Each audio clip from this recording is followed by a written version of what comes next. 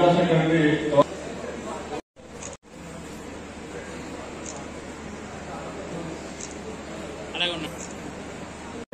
రూపా madam గారు మాకు అవకాశాన్ని ఇచ్చారు.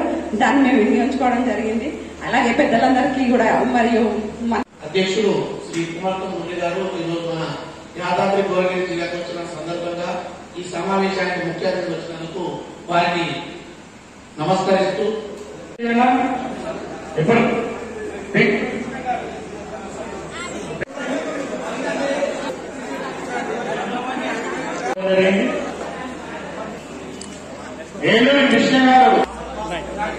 రాష్ట్ర అధ్యక్షుడిని ముఖ్యంగా మన ఫిబ్రవరి 11వ తారీఖున మా బాడీ ఏర్పడిన తర్వాత అన్ని జిల్లాల పర్యటన 33 జిల్లాల పర్యటన చేయడంలో భాగంగా మొన్న మహబూబ్ నగర్ లో 5 జిల్లాలు తిరగడం జరిగింది.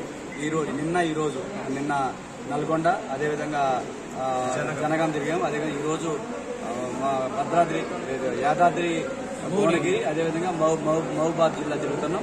ముఖ్యంగా మా యొక్క ఉద్దేశం ఏంటంటే ఇవాళ పద్మశాలి సంఖ్యాపరంగా 30 లక్షల మంది తెలంగాణ రాష్ట్రంలో ఉన్నారు. కానీ దానికి తగ్గట్టుగా మేమెంతో మాకంత అనే వాటా పద్ధతిలో రాజకీయంగా మాకు చాలా రాజకీయంలో భాగం తక్కువైపోయింది. గతంలో 2004లో 4 ఎమ్మెల్యేలు 2 ఎంపీలు ఉన్న పరిస్థితి, ఒక మంత్రి ఉండే.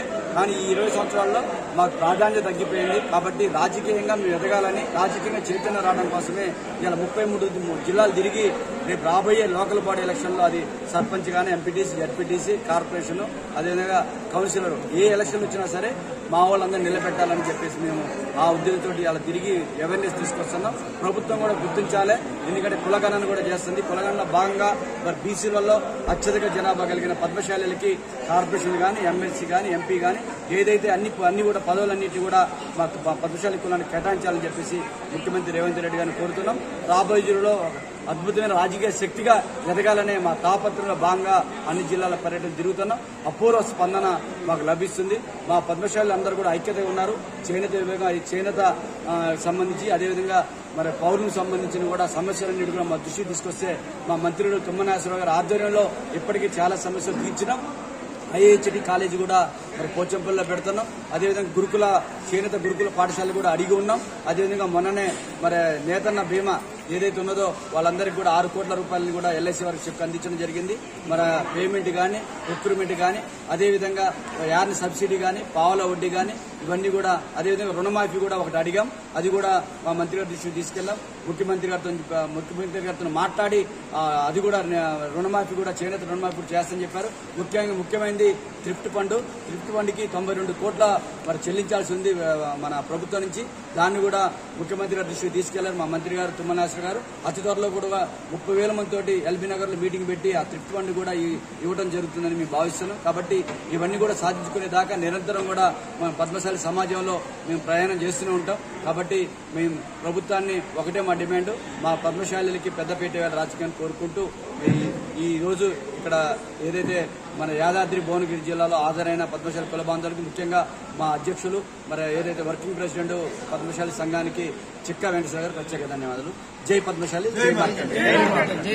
పర్యటనలో మా మురళన్న గారు జిల్లా పర్యటనలో 33 జిల్లాల పర్యటనలో మన పద్మశాలి సంఘాలన్నింటినీ బలోపేతం చేయడానికి తిరుగుతున్నారు.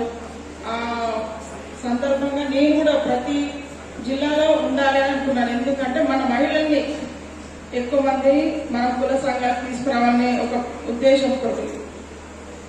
నా పేరు అన్నయ్య చెప్పారు, నేను గుట్టనరసే పంతులు గారు అని చెప్పి. మీకు ఇప్పటి వల్ల గుర్తుందో లేదో నాకు తెలియదు. చేనేత ఉద్యమ పితామహులు కొండలక్ష్మి బాపూజీ గారికి కూడా మార్గదర్శకులుగా ఉన్నారు. వాళ్ళ వివాహం చేసింది కూడా మా తాతగారి వాళ్ళు. అంటే అట్లాంటి కుల ఎక్కడి నుంచి మొదలైంది, 100 సంవత్సరాల చరిత్ర కలిగినటువంటి పద్మశాలి సంఘం మనకి ఇప్పుడు ఉన్నట్టు ఏదైతే రాష్ట్ర సంఘం ఏదైతే ఉందో, ఈ వస్త్ర నిర్వహణ మనకు అదే విధంగా మన కులానికి అనుకోండి, రాష్ట్ర వ్యాప్తంగా ఉన్న 33 జిల్లాలకు కూడా సంబంధించి ఎలాంటి సమస్య ఉన్నా కూడా అన్నగారు ముందుండి పనిచేస్తూ మన అందరికీ సేవ చేస్తున్న విషయం మీ అందరికీ నిజమే. ఇప్పుడు ముఖ్య విషయం ఏంటంటే మనం ఇప్పుడు రాష్ట్రానికి సంబంధించింది, అఖిలభారతానికి సంబంధించిన సమస్యలు అనుకోండి,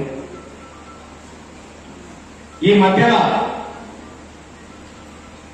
కొన్ని సమస్యలతోటి ఏదో ఎలక్షన్స్ అనుకుంటూ ఏదో అనుకోండి మన పద్మశాలి పెద్దలే లేని పరిస్థితి ఏర్పడ్డది.